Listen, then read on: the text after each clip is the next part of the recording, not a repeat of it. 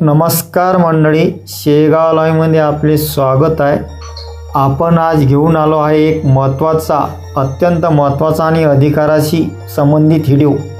ग्रामपंचायतींनी जमा खर्च प्रपत्र देणे बंधनकारक असताना का होत नाही अंमलबजावणी, जाणून घेऊया खरी माहिती।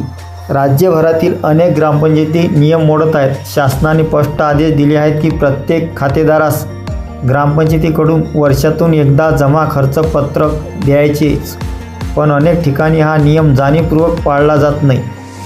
पारदर्शकला धक्का, सार्वजनिक निधी कोणत्या कामासाठी खर्च झाला, किती खर्च झाला हे ग्रामस्थांना कळणं हा त्यांचा कायदेशीर हक्क आहे आणि हा हक्क हिरावून घेणं म्हणजे कायद्याचा भंगच।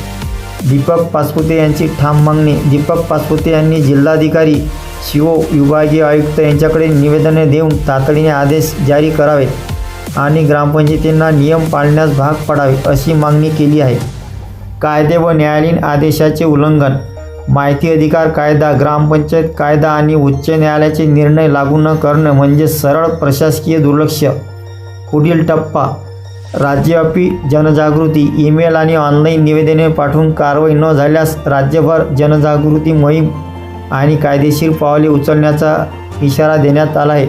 हा मुद्दा अत्यंत गंभीर आहे आणि गावागावात जनतेच्या माहितीचा हक्काने अबाधित राहायला हवा।